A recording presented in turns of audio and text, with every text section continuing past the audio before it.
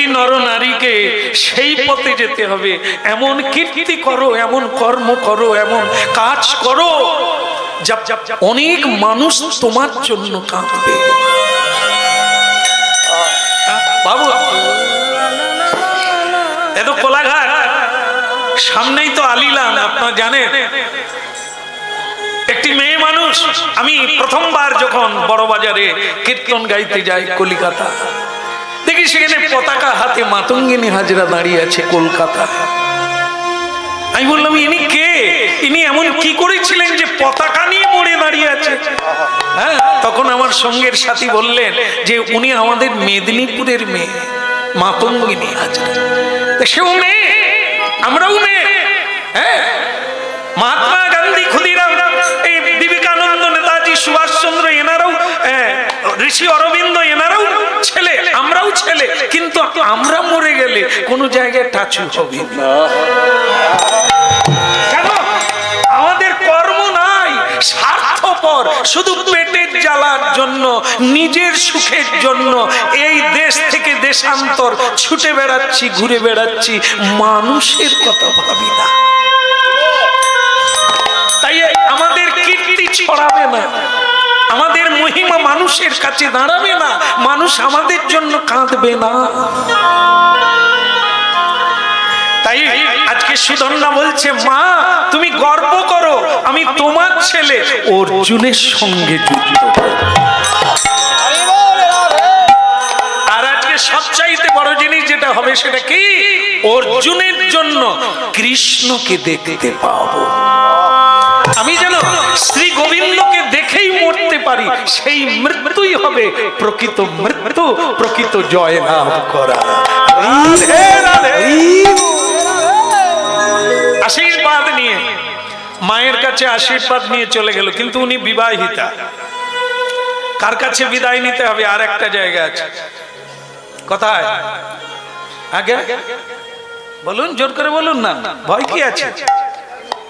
বলো রাধে রাধে। রাধে রাধে, রাধে রাধে বলা উচিত না, না বলে চলে যাও।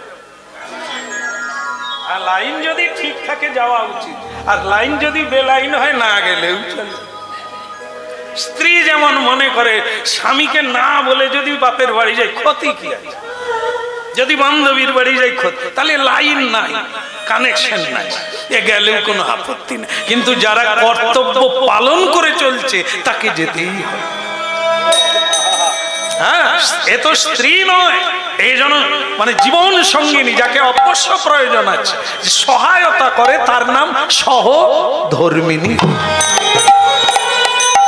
হ্যাঁ, তাই সত্যবতী, সত্যবতী। আর সত্যবতী মন্দির থেকে বেরিয়ে এলেন নিতাই গৌর। কৃষ্ণ মুরারি ও গিরিধারী, কৃষ্ণ মুরারি ও গিরিধারী, কৃষ্ণ মুরারি ও গিরিধারী, হলো কৃষ্ণ মুরারি ও গিরিধারী। তোমারি চরণে আমি সবই সপিলাম, প্রভু তোমারি চরণে আমি সব সপিলাম।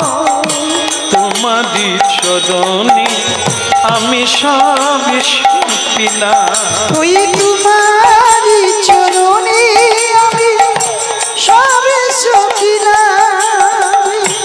কৃষ্ণ মুরারি ও গিরিধারী, কৃষ্ণ মুরারি ও গিরিধারী, যা ছিল আমার সব তোমায় দিলাম। প্রভু যা ছিল আমার সব তোমায় দিলাম। যা ছিল আমার সব তোমায় দিলাম, যা ছিল আমার সব তোমায় দিলাম। কৃষ্ণ মুরারি ও গিরিধারী, যমুনারি ও গিরিধারী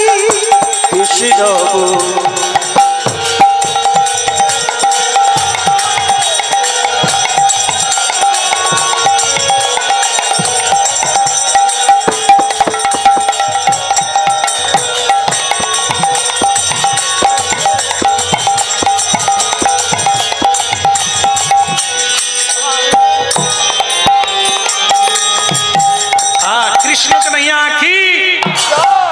भगवान नृसिंहदेव की।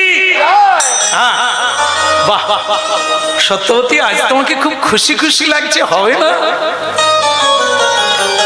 দেখুন মা যুদ্ধে যাচ্ছে ছেলে, মা কাঁদলো কিন্তু তার স্ত্রী হাসলো। কি ব্যাপারটা বলুন তো, কি ব্যাপার আছে? মানে কি এ মরে গেলেও তার কোনো ব্যাপার নেই? কাঁদার দরকার স্ত্রীর, কিন্তু সে হাসছে, বলে আজ আমি খুব খুশি কারণ তুমি আজকে যার সঙ্গে যুদ্ধ করবে এ বড় ভাগ্যের ব্যাপার। এসেছি আমি পূজার ঘরে ছিলাম, এখন আমি বেরিয়ে পড়েছি, বলো তোমাকে আমি সাজিয়ে দেবো। তুমি তাহলে জানো আমি আজকে যুদ্ধে যাবো? বলে একদম সব খবর আমি জানি, কিন্তু আমার একটা কথা আছে। কি কথা? তোমার কিন্তু আজকে হবে শেষ যাত্রা, কারণ তুমি আর ঘরে ফিরবে না। এই যুদ্ধ তোমার জীবনের শেষ যুদ্ধ। নিশ্চিত অর্জুনের কাছে কেউ ফিরে আসে না। অর্জুন জীবনে কোনোদিন পরাজিত হয় না। শ্রীকৃষ্ণ তার সারথি, শ্রীকৃষ্ণ তার সখা, জগদীশ্বর তার হত্যাকর্তা, বিধাতা, মন্ত্রণা। তাই শ্রীকৃষ্ণ যার সহায়, সে কোনোদিন পিছনে যায় না, সে কোনোদিন পিছিয়ে পড়ে না, সে কোনোদিন মৃত্যু হয় না, সে কোনোদিন পরাজয় স্বীকার করে না। তাই আজ তুমি আমার স্বামী, আর তুমি যুদ্ধে যাচ্ছ সেই অর্জুনের সঙ্গে, তার মানে এটি তোমার শেষ যাত্রা। কিন্তু সত্যবতী, তার জন্য তোমার কোনো অনুশোচনা নেই?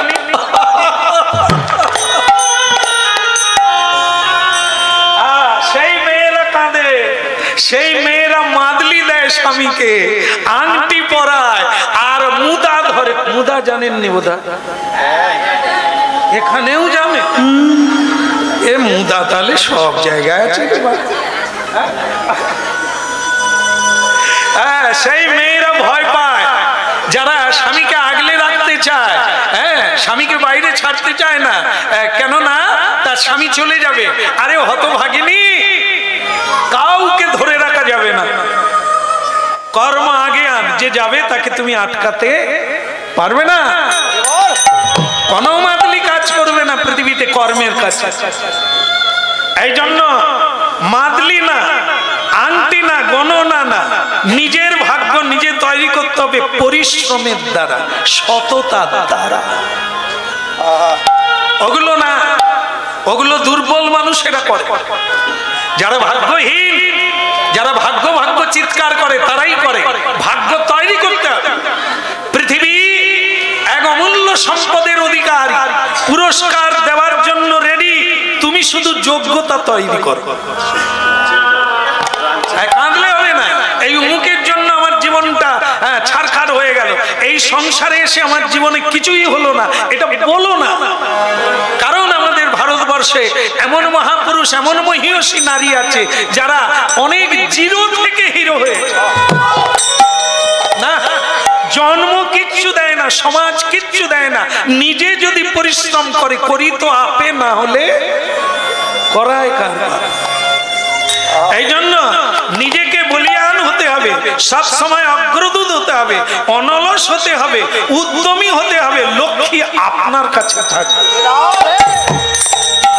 নিরাশ মান হও, জীবনের লক্ষ্যপথ ধরে রাখো, তুমি যাবেই যাবে।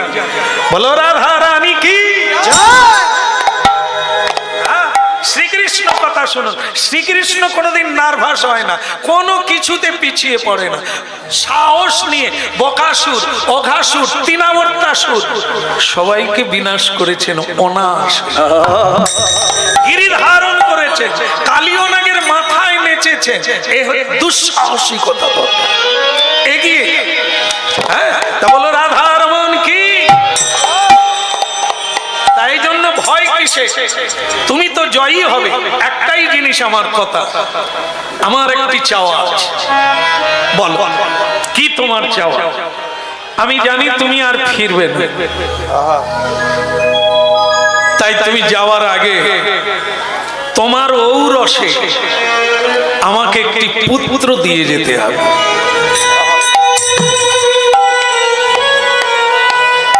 কারণ আমি আত্মজ, স্বামী চলে গেলে তার পুত্রকে দেখে স্বামীর শোক ভুলে।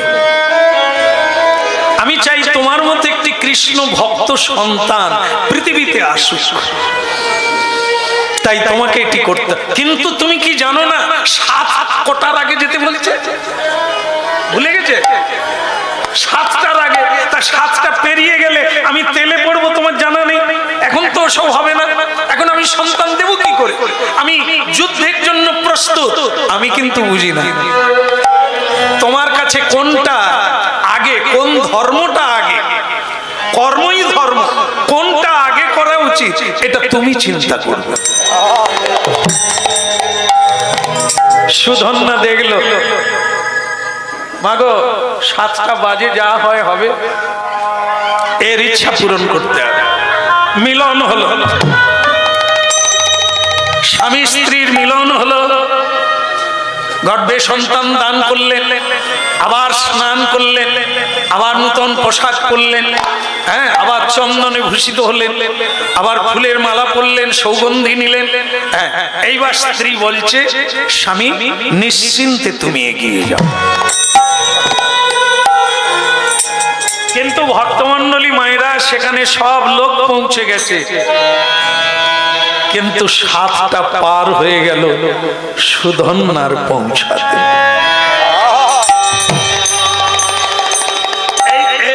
এই লোকটাকে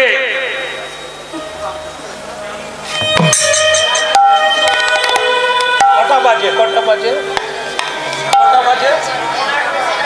হ্যাঁ, 11টা।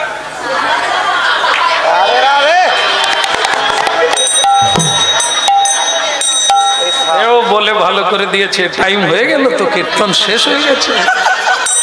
আমি 7টা শুনবো বলে ভাবছিলাম, 7টায় যাবার কথা, 7টার আগে। এ বললো 11টা বেজে গেছে। হ্যাঁ, সর্বনা মনে নাই।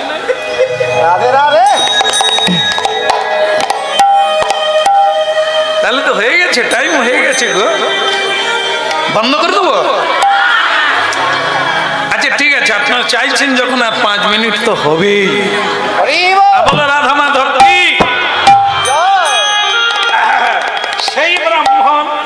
সেই ব্রাহ্মণ বলছেন, মহারাজ কটা বাজে? রাজা বলে 7টা পার হয়ে গেছে। তাহলে কি আমি তেলে জ্বালানি দেব?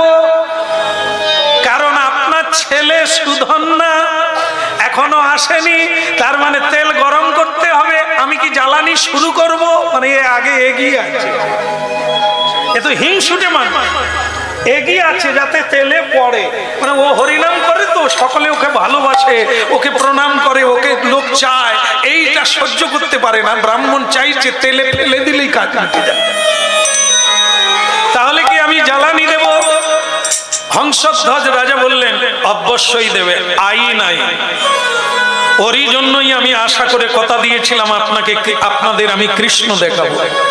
কিন্তু ভাগ্য যাকে তাড়া করে সে তো পারে না। বিধির লিখন কে করে খণ্ডন? ঠিক আছে, ও মরুগে সত্য সত্য জ্বালানি দেন, আপনি তেলে জ্বালানি দেন, ও এলেই পড়বে। সুধন্যা মায়ের আশীর্বাদ নিলেন, স্ত্রীর কাছে আলোচনা করে নিলেন, আর তার আজ্ঞা নিয়ে নিলেন, নিয়ে যাচ্ছে। কিন্তু ওদিকে সময় অতিক্রান্ত। সময় তো কারোর জন্য দাঁড়াবে না, আমাদেরই এগিয়ে যেতে হবে। হ্যাঁ, পিছিয়ে গেলে সময় দাঁড়াবে না, ও চলে যাবে। এই জন্য সময়ের আগে আগে ছুটতে হবে। যারা ভোরে উঠতে পারে, ভোর 4টায় উঠতে পারে, তাদেরকে কেউ পিছনে ফেলতে পারবে না। আর যারা 9টায় উঠে বেরাস নিয়ে, কি গো টুম্পির মা চা হয়নি, এরা যে কি করবে, নিজের পেট চালাতে পারবে কিনা সরকারকেই বোধহয় চালাইতে হবে।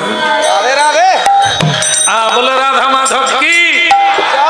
তা সুধন্যা কি করলো, আসতে সুধন্যা পৌঁছে গেলে আর সকলে স্তব্ধ হয়ে গেল। সে ব্রাহ্মণ বলছেন, তেল গরম হয়ে গেছে সুধন্যা।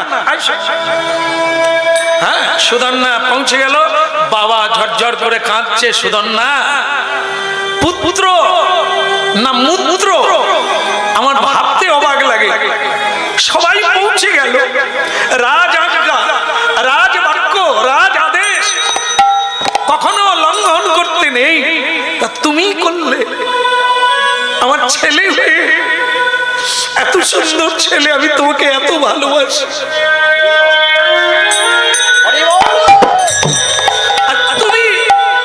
তুমি এই কাজ করলে যে আমি লোকের কাছে মাথা নিচু করতে হচ্ছে।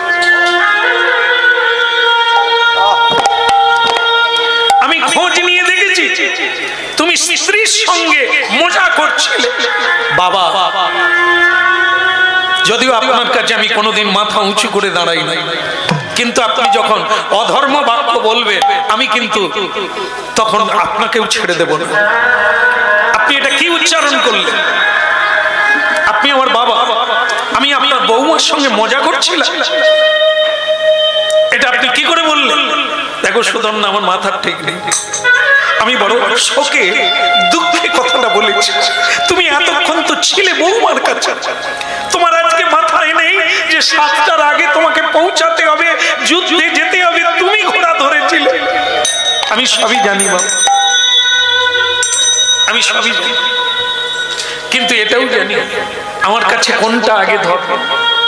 আমি মায়ের আশীর্বাদ নিয়ে যখন স্ত্রীর কাছে গেলাম, স্ত্রী জীবনে আমার কাছে কিছু চায় না, আজকে একটা ছোট্ট আবদার করলো। আমি যদি মরে যাই বাবা, তাহলে আমার ধর্মটা পালন করবে কে? তাই আমি সেই ধর্মটা পালন করতে গিয়ে দেরি করে ফেলেছি। এখন আপনার যে নীতি আছে, যে নিয়ম আছে, আপনি তাই করুন। তাহলে অতভাগা তুই তেলে ঝাঁপ দিবি তো? না দেওয়ার কি আছে? অন্যায় করেছি, আমি সেই বাক্য রাখবো। আপনি তেল গরম করুন, আমি তেলে ঝাঁপ দেব।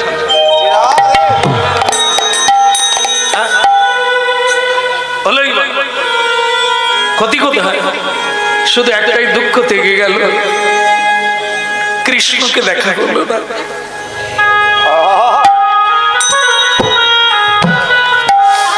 ভেবেছিলাম এই জন্মেই গোবিন্দকে দেখব, কিন্তু সেই যুদ্ধ পর্যন্ত আমার যাওয়া হলো না।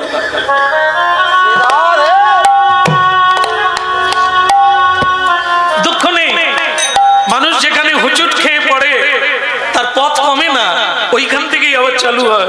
এই জন্মে আমি এখানে পড়ে গেলাম, পরের জন্মে এইখান থেকেই শুরু হবে আবার আমি গোবিন্দের কাছে যাব।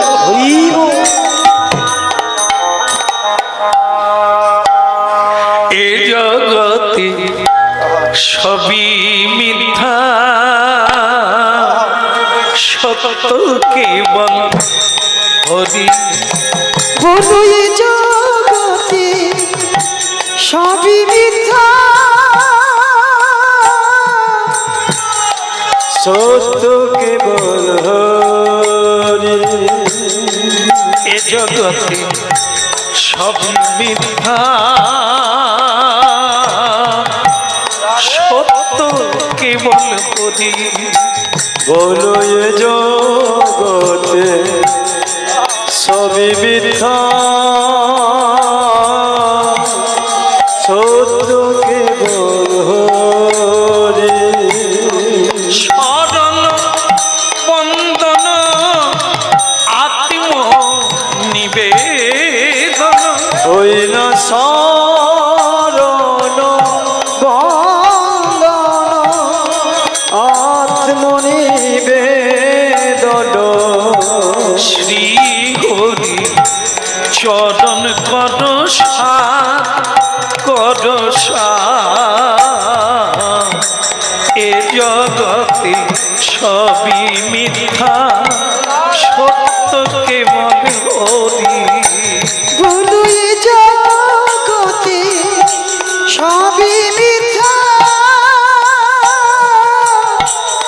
সত্য কেবল হরি। এই যে কি হলো, দাঁড়িয়ে আছো কেন? কে? আমি ও সত্যবতী, তুমি এসেছো? হ্যাঁ আমি জানি তুমি দেরি করবে, আর দেরি করলে বিপদ। ঝাঁপ দাও। হ্যাঁ আমি ঝাঁপ দেব, দিয়ে দাও, দেরি করো না। দেরি করলে মায়া চেপে ধরবে, আর মায়া চেপে ধরলে আর সত্যের পথে এগোনো যাবে না। ভয় কি? মৃত্যু, এও মৃত্যু সেও মৃত্যু, দেহটা ছাড়বে মাত্র, আর তো কিছু নয়। ঝাঁপ দাও, দেরি করো না। কৃষ্ণ নাম গাইতে গাইতে ঝাঁপ দিয়ে দাও। আমি তোমাকে যত দেখছি তত অবাক হচ্ছি। আমি তেলে ঝাঁপ দিয়ে মারা যাব, তোমার কোনো দুঃখ নেই? দুঃখ তো তারা করে যারা অজ্ঞান। দেহস্মিন যথা দেহে কৌমারং যৌবন। কেন গীতা পড়তে হয়? গীতা যদি কেউ পড়ে তার কোনো দুঃখ থাকবে না। দুঃখ তো অজ্ঞানতায় আসে। দেহস্মিন যথা দেহে কৌমারং যৌবনং যারা তথা দেহান্তর প্রাপ্তি ধীরস্তত্র নমুজ্জ। ধীর ব্যক্তি কখনো কেউ মরে গেলেও মুহ্যমান হয় না, নিজে মরবে বলেও সে কোনোদিন মুহ্যমান হয়। এই জন্য দেখবেন আমাদের মেদিনীপুরের ছেলে ক্ষুদিরাম, সে যখন ফাঁসির মঞ্চে যাচ্ছিল, 33 কোটি মানুষ কাঁদছিল, সে বলেছিল আপনারা কাঁদছেন কেন? আমি কি মরে যাচ্ছি? হ্যাঁ, এই সাহস কোথা থেকে পেলেন? গীতা। আমি কি মরে যাচ্ছি? এই যে দেখো, আমি দেহটা ছাড়বো, আবার আমি আসবো। যদি আমাকে তোমরা চিনতে না পারো, আমার গলায় দাগ দেখবে। এটা বলেছে গানের মধ্যে, দেখবে। তাহলে এই যে সাহস, এটা কি থেকে? তার দুঃখ নেই, মানুষ কাঁদছে কিন্তু সে কাঁদছে। এই জন্য গীতার সঙ্গ করতে হবে। গীতা আপনাদেরকে অভয় দান করবে, অভয় মান। হ্যাঁ, ভগবান অভয় না, আর তিনি অভয় চরণার বৃন্দ, তিনি অভয় দান করবেন যদি কেউ গীতা পায়। হ্যাঁ, তার স্ত্রী বলছে, হ্যাঁ বলে গিরধারী লাল কি, গিরধারী লাল কি। এখন এমন বলতেছেন আমারও ভয় লাগবে, ঝাঁপ দিতে ইচ্ছা হবে। এই তো হয়ে গেছে, তার 5 মিনিট। বলুন রাধা মাধব কি। এইবার ঝাঁপ দিয়ে আর দেরি করবো। হ্যাঁ, তার স্ত্রী বলছে দেরি কিসে, ঝাঁপ দিয়ে দাও তাড়াতাড়ি। হ্যাঁ, আর এদিকে ব্রাহ্মণ বলছে তেল ঠান্ডা হয়ে যাবে, তাড়াতাড়ি ঝাঁপ দাও। হ্যাঁ, সে তো জ্বালানি দিয়েই যাচ্ছে, জ্বালানি দিয়ে দিয়ে টকবক টকবক করে তেল ফুটছে, আর স্ত্রী বলছে দেরি করো না, দেরি করলেই তোমার মন খারাপ করবে, যাও ঝাঁপ দিয়ে দাও। সুদন্না দেখলো সকলেই সহযোগিতা করছে, আর আমি দেরি করি কেন, যা হয় তাই হবে। কি করলো? ঝাঁপ দিল। ওই জ্বলন্ত উনুনে তৈল টকবক টকবক করে ফুটছে, তার উপরে জয় শ্রী কৃষ্ণ কি জয়।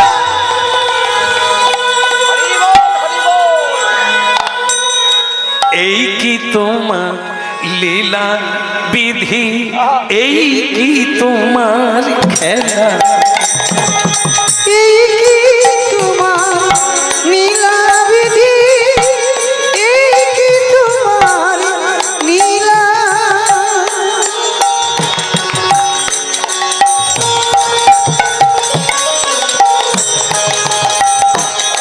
এই কি তোমার লীলা বিধি, এই কি তোমার। বলো এই কি তোমার লীলা বিধি, এই কি তোমার লীলা। তুমি কাঁদে হাসা, কাঁদে কাঁদাও লীলা বোঝা, এই কি তোমার লীলা বিধি, এই কি তোমার খেলা।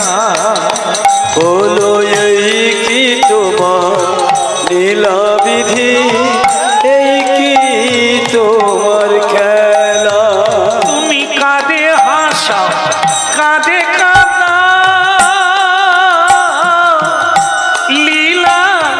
মতে কাঁদে।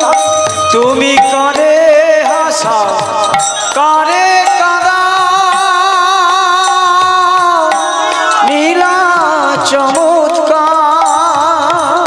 এই কি তোমার লীলা বিধি, এই কি তোমার খেলা, বলো এই কি তোমার লীলা বিধি, এই কি তোমার খেলা। পুড়ে গেল গো, আগুন লেগে পুড়ে গেল ছেলেটা, চারিদিকে ধোঁয়ায় ভরে গেল।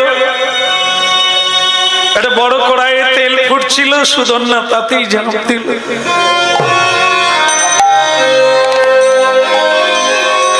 যারা ভালোবাসে, যারা জানতো ছেলেটাকে, তার জন্য সকলেই কাঁদছে।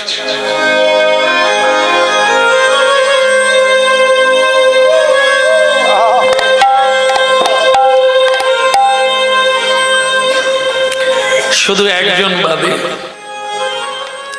বাবা তো হারিয়ে ফেললেন ছেলেটাকে জীবনের মতো, বাবা কাঁদছে। কিন্তু তারই পাশে বৌমা, মানে ওই যে সত্যবতী, সে হাসছে আর বলছে, বাবা আমি অবাক হয়ে যাচ্ছি, আপনাকে আমি জ্ঞানী বলে জানতাম, আপনি অনেক কি বলবো, অনেক শ্রদ্ধাবান, আপনি অনেক প্রচেতা, মানে আমার জানা ছিল আপনি অনেক জানেন, কিন্তু এখন তো দেখছি আপনি বালকের মতো, আপনি কাঁদছেন। বলে, বৌমা তুমি কি পাগলিনী হয়ে গেলে না পাষাণী হয়ে গেলে, তুমি কাঁদছো না কেন? ছেলেটা যে চিরতরে চলে গেল, অন্য ছেলে আলাদা, এর মতো ছেলে যদি চলে যায় বারবার আসে না।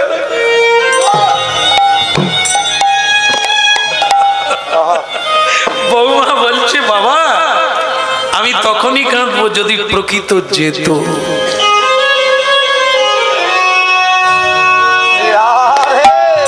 ভুল বাবা, ভুল, উনি মরেননি। হ্যাঁ কি বলছো তুমি বৌমা?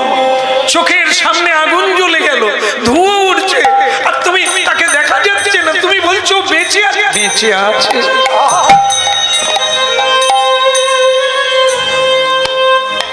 একবার বলা যাক রাধে রাধে। দোল পূর্ণিমার কতদিন বাকি আছে? আমি কোথায় আছি? দোল পূর্ণিমা হয়ে গেছে এবছরে না আগের বছর? এবছর হয়ে গেছে। আর চাঁচর বাকি আছে, বলে চাঁচরও হয়ে গেছে। নেড়া পুরানো, নেড়া পুরানো, তাই না? হ্যাঁ নেড়া পুরানো। জানে এই নেড়া পুরানো কোথা থেকে শুরু হলো? ওই যে প্রহ্লাদের পিসিমা, নাম ছিল তার হোলিকা। হ্যাঁ, হিরণ্যকশিপুর যখন প্রহ্লাদকে কিছুতেই মারতে পারছে না, তখন এই হোলিকা দেবী সাহায্য করেছিল প্রহ্লাদের পিসিমা। বলে, দাদা আমি তোমার ছেলেকে, এই দুষ্কর ছেলে যে বাবার বিরুদ্ধে কাজ করে, একে আমি মেরে ফেলবো। কি করে মারবো? একটা গাছকে মাঝখানে রেখে চারদিকে কাঠ জোগাড় কর, কাঠ দিয়ে সাজিয়ে দাও, প্রহ্লাদকে আদর যত্ন করে আমি ওকে কোলে করে নিয়ে কাঠের উপরে বসে থাকবো, আগুন ধরিয়ে দেবে, ঘি ঢেলে দেবে, আগুন যখন জ্বলবে ওকে ছেড়ে দিয়ে আমি পালিয়ে আসবো। একবার রাধে রাধে বলুন আনন্দে। কি বুদ্ধিটা ভালো কিনা? ভালো? হ্যাঁ না বলে, এই বুদ্ধি হলো হোলিকা দেবী। আর হিরণ্যকশিপুর একটা কাঠের পাহাড় জোগাড় করলো, চন্দন কাঠ দিয়ে সাজিয়ে দিল, তার উপরে হোলিকা দেবী প্রহ্লাদকে কোলে নিয়ে বসলো। আমার প্রহ্লাদ, ওরে আমার দাদা রে, ওরে আমার লালা রে। প্রহ্লাদ বলে, তুমি যত লালা বলো কালা বলো, আমি কৃষ্ণ ছাড়া কিচ্ছু বলবো, আমার হরি ছাড়া কেউ নাই, তুমি যা বলার তাই বলো। হোলিকা বলে, তোর হরিও মরবে তুইও মরবে, আমি যে কি ফাঁদ পেতেছিস তুই বুঝবি কি করে? প্রহ্লাদ বলে, আমার ওসব ফাঁদও দেখার দরকার নাই, ফাঁদের গোড়া কথাও বোঝার দরকার নেই। আমি যে ফাঁদে পড়েছি হরির ফাঁদে, তিনি রাখবে না রাখে না রাখে। নারায়ণ নারায়ণ হরি শ্রীমান নারায়ণ নারায়ণ হরি হরি নারায়ণ নারায়ণ হরি জীবন নারায়ণ নারায়ণ হরি হরি দিলি না নাদি নাদি বলো দেবী নীলা নারী নারী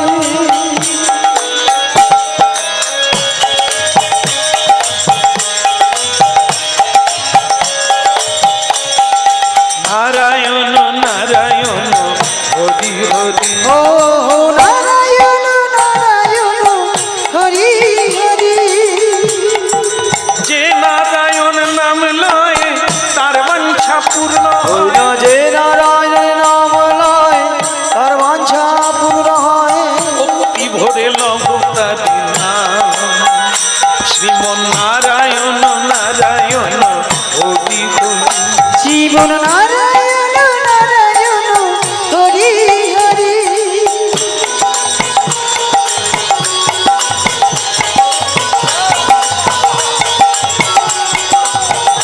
নারায়ণ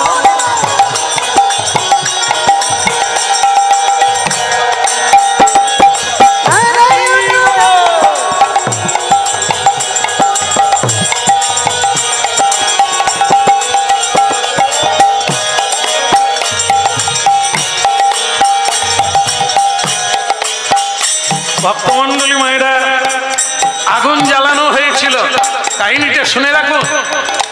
আগুন জ্বালানো হয়েছিল, বাস হোলিকা দেবী পালাতে পারেননি, তিনি পুড়ে ছাই হয়ে গেল। প্রহ্লাদ কিন্তু সেই আগুনেই বেঁচে থাকলো। নারায়ণ নারায়ণ হরি হরি জীবন নারায়ণ নারায়ণ হরি হরি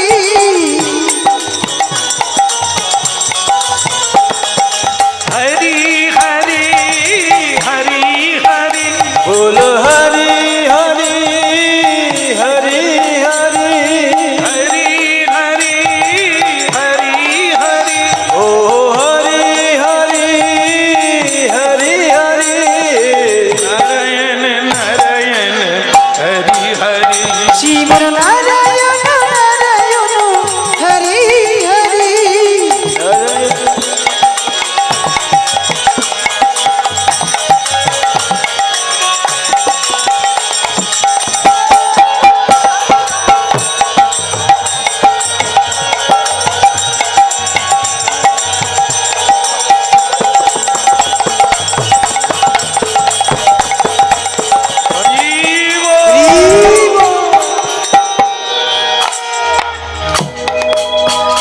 এই হলো ভগবত তত্ত্ব। হোলিকা দেবী মারা গেলেন ওই আগুনে, কিন্তু সেই আগুনে বসে প্রহ্লাদ মহারাজ হরিনাম করলেন, মরে। হরিনামকারী বিষ খেলে হজম করে দেয়, প্রহ্লাদ মহারাজ বিষ খেয়ে হজম করে দিলেন। হ্যাঁ, মীরাবাই বিষ খেয়ে হজম করে দিলেন। পরম বৈষ্ণব চূড়ামণি ভোলানাথ তিনি বিষ খেয়ে কণ্ঠে ধারণ করে নীলকণ্ঠ হয়ে গেলেন। তাই আজও সংসারের বিষয় বিষ বৈষ্ণবগণ তুচ্ছ করে, কিছুই মনে করেন না। এ বিষের জ্বালা বৈষ্ণবগণকে ধরে না, এ জ্বালায় যন্ত্রণায় তারা ভোগে না। তাই ধোঁয়া হয়ে গেল, আগুন জ্বলে গেল, সকলেই কাঁদলো, কিন্তু তার স্ত্রী বলছে ও মরে না, ও মরতে পারে না। প্রহ্লাদ যদি মরে যেত তাহলে আমার স্বামীও মরে যেত। আগুনের এত বড় সাহস হয় না, অগ্নি কোনোদিন পারে না বৈষ্ণবকে দাহ করতে। তাই আমাদের যারা হরিনাম শুনছেন, যারা জানেন তারা জেনে নেবে, আমাদের জগতেও যারা শুদ্ধ বৈষ্ণব হন, শুদ্ধ বৈষ্ণব ভজন করে যারা শুদ্ধ হন, তাদের দেহ দাহ হয় না, অগ্নি স্পর্শ করে না, সমাধি হয়, স্থূল সমাধি। আর আমাদেরকে সংস্কার করতে হয়, অগ্নি সংস্কার। অগ্নি হচ্ছে একটি সংস্কারক। অগ্নিতে আমাদের দেহ দাহ হলে সংস্কার হয়ে যায়, আমাদের দোষ পাপ তাপ চলে যায়। কিন্তু এই বৈষ্ণবগণকে অগ্নি স্পর্শ করতে পারে না কেন? এত বড় সাহস নেই যে যেখানে ভগবান বিলাস করেছে যে দেহটা, সেই দেহটা অগ্নি স্পর্শ করে, তাই পারে না। হ্যাঁ, আজও তাই পারে। সুধন্যা ওই অগ্নির মধ্যে আছে, তেল টকবক করে ফুটছে অগ্নিতে, সেই তেলের উপরে সুধন্যা বসে হরিনাম করছে। ধুঁয়ো কমে গেল, আর যখনই কমলো দেখতে পেল যে সুধন্যা সেই তেলের উপরে বসে হরিনাম গাইছে। হলুধ্বনি হতে লাগলো, হরিধ্বনি হতে লাগলো।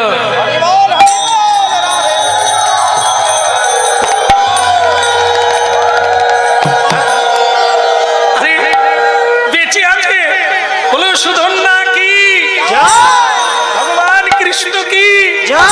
আরে কি করে এই যে তাজ্জব ব্যাপার, টকবক করে তেল ফুটছে আর তাতে সুধন্যা বসে আছে। আরে কি হরিনাম, আরে কি হরিনামের মহিমা রে, কোনোদিন দেখি না। বেঁচে গেল ভক্তমন্ডলী মায়েরা, কিন্তু তার জ্বালা বেড়ে গেল।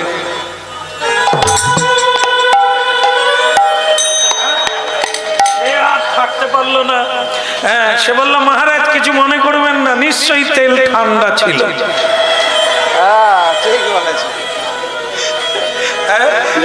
নিন্দুকরা ভালোরও নিন্দা করে, ছিদ্র পেলে তো করেই, আবার ভালোরও নিন্দা করে।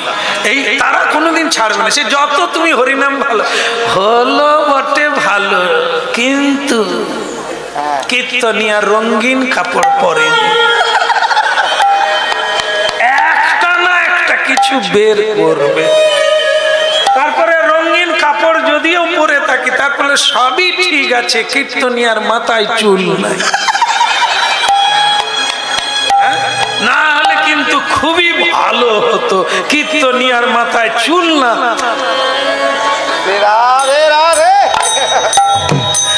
এর যে নিন্দু, আপনি যত ভালো রান্না করুন, খাওয়ার পরে বলবে ভালো হয়েছে, তবে এত ভালো ভালো ভালোরও নিন্দু। এই ব্রাহ্মণ সেই দলের লোক।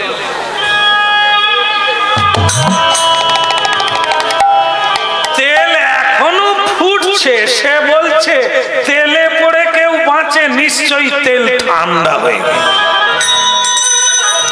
এখন যারা সুধন্যার দলের লোক তারা আনন্দ করছিল, নাচানাচি করছিল, এর কথা শুনে আবার ঠান্ডা হয়।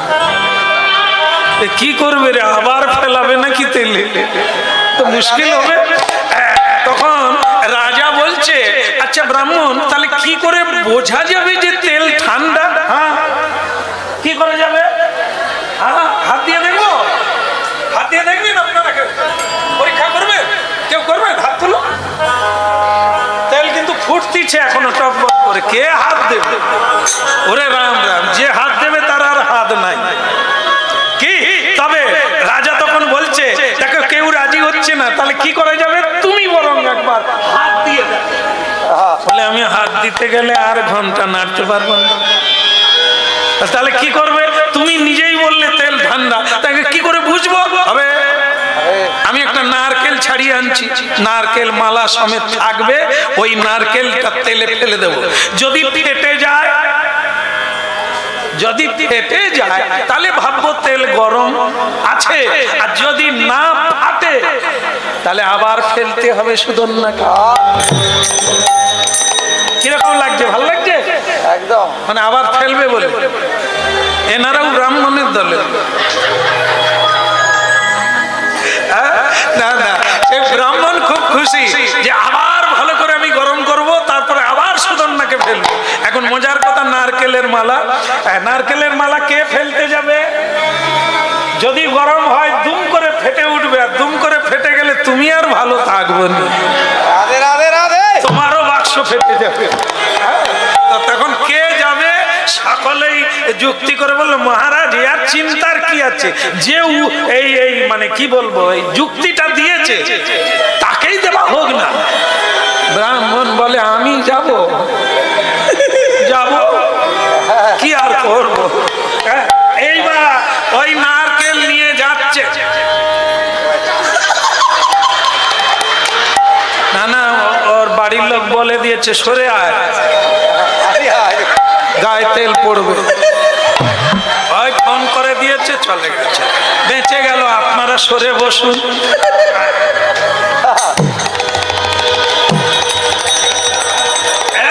এই দিল ওই নারকেলের মালা, অমনি কড়ায় দেওয়া, দেওয়া মাত্র কাজ চালু হয়ে গেছে, দুম, আর দুম করে যা ফেটে গেল, মরে গেলাম।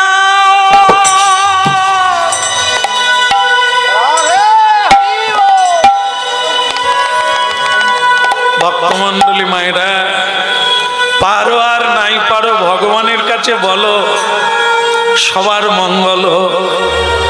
যদি কারো জন্য হিংসে করেছো মনে মনে, অন্তর্যামী তোমাকে ছাড়া। এই হিংসে করে কৃষ্ণ ভক্তের পিছনে লাগতে গেল, আজ ব্রাহ্মণের দুইটো চোখ অন্ধ হয়ে গেল। দয়াময়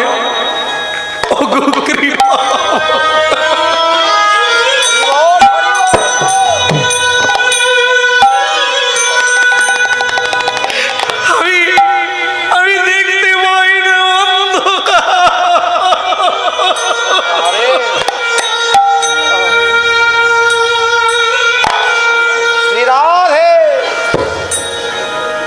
কে দিয়েছে ঠাকুর তোমার ভক্ত সখানা, বলো কে দিয়েছে ঠাকুর তোমার ভক্ত সখানা, কে দিয়েছে ঠাকুর তোমার ভক্ত সখানা, গোলকে দিয়েছে ঠাকুর তোমার ভক্ত সুখানা, পাষাণে হতে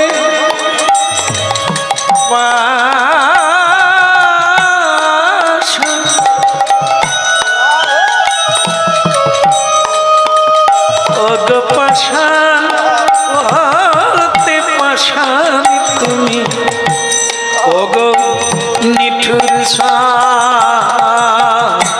ভক্ত সখানা, পদকে দিয়েছে ঠাকুর তোমার ভক্ত সখানা, গোলকে দিয়েছে ঠাকুর তোমার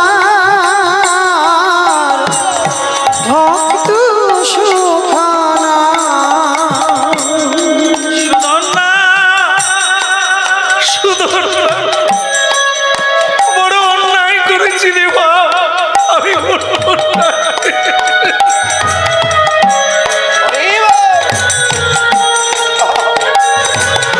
ক্ষমার অযোগ্য আমি, ক্ষমার অযোগ্য রে বাপ আমি।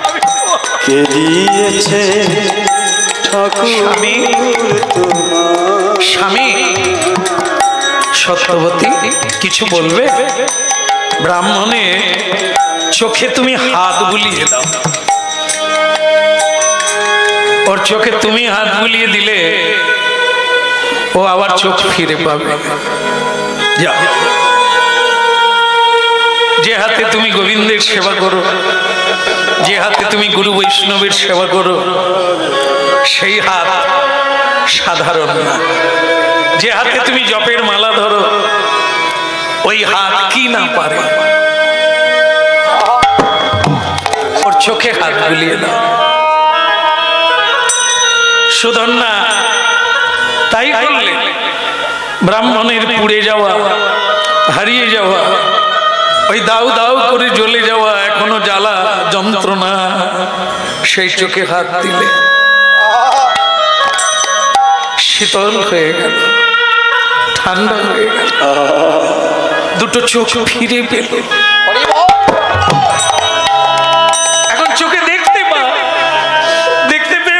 সুদর্শনা, তোমাকে মারতে চাইলাম আমি, আর তুমি আমার দুটো চোখ ফিরিয়ে দিলে।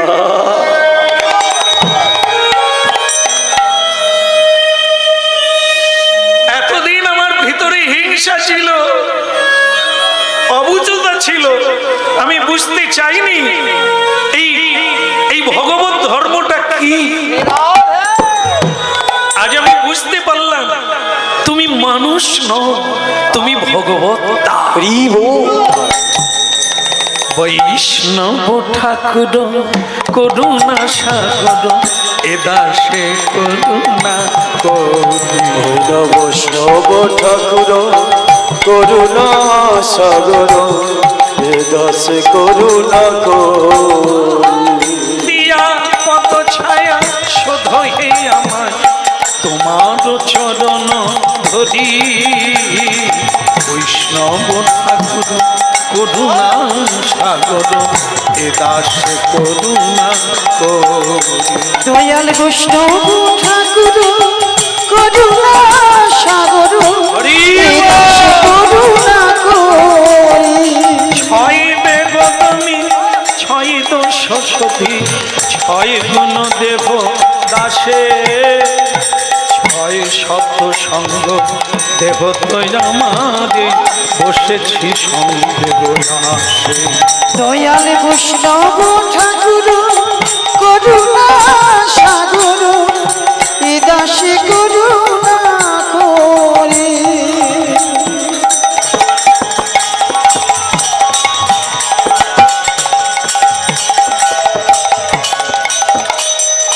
বলো অর্জুন জি কি।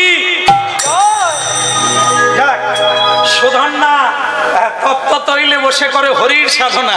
একটা ঘটনা হয়ে গেল, তেলের উপরে বসে, গরম তেলের উপরে বসে ভজন করে নিলে। বলো রাধে রাধে। রাধে রাধে। বলবো না, ছেড়ে দেবো। আপনারা কিসের উপরে বসে আছেন?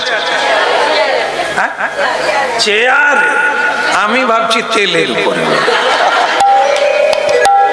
আপনারা কিসে? মাটিতে। ওমা, সকলেই তেলের উপরে আছে। হয় না?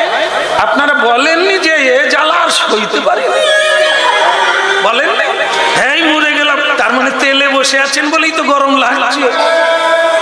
সংসার, হ্যাঁ, সংসার বিষান হলে দিবানিশি হিয়া জলে, জুড়াইতে না কই নৌপা। ওই তেলের চাইতে গরম তেল হচ্ছে সংসার। এখানে যারাই যারাই কড়াইয়ে পড়েছে তারাই ছটপট ছটপট করে। এই জন্য সাবধান, হ্যাঁ, তেল যেন ঠান্ডা হয় গো, হরিনাম করো। যতই তেল গরম হোক, সুধন্যার মতো যেন হরিনাম। কাজেই যুদ্ধ হবে, এই যুদ্ধটাই হচ্ছে শেষ যুদ্ধ। কারণ বেঁচে যখন গেছি কৃষ্ণকে দেখব, আর যুদ্ধ চলবে। বাস, যুদ্ধ শুরু হলো। কি বানে বানে বানি বরিশন, বড় রে সবাই দর্শন। তুই না বানি বানি বানি বরিশন, করুণে সবাই দর্শন। বানে বানে বানি বরিশন, বড় রে সবাই দর্শন। ওই বানে বানে বান বরিশন, করো রে সবাই দর্শন। একটু তালিটা জোর করে দেন তো দেখি।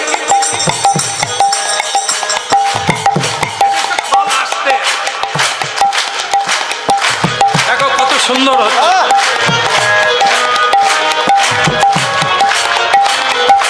বানে বানে বান বরিশন, সবাই দর্শন। বানে বানে বান বরিশন, করো রে সবাই দর্শন।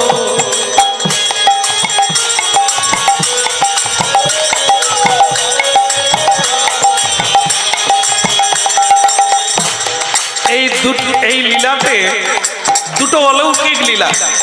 একটা হচ্ছে তপ্ত তৈলে বসে করে হরির সাধনা, আর একটা কাটামুন্ড কৃষ্ণ না।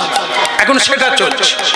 কিভাবে কাটামুন্ডু কৃষ্ণ নাম করেছিল আমরা এইটুকু দর্শন করে আজ সমাপ্তি নেব। বানে বানে বানে বডি গজদে সবাই দর্শন। হরি হরি বল। বাণী বাণী বাণী বলিস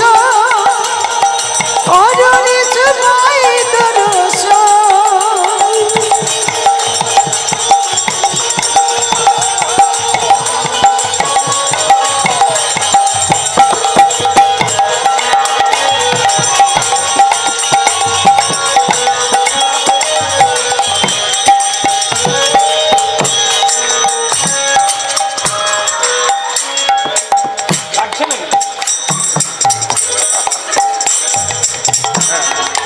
লাগলে সরে যাবে। যুদ্ধ শুরু হলো। এখন একটা জিনিস হলো অর্জুনের রথে কৃষ্ণ নাই, কারণ কৃষ্ণ বলে দিয়েছেন অর্জুন তুমি একাই পারবে, সৈন্য সামন্ত নিয়ে যাও, আর যদি কোনো বিপদে পড়ো আমাকে ডাকো আর আমি সঙ্গে সঙ্গে পৌঁছে যাবো। তো কৃষ্ণ মানে অর্জুন খুব একটা গুরুত্ব দেন, আমি কি পারি না একা, কৃষ্ণ থাকলেই হবে না হলে হবে না, আমি একাও পারি।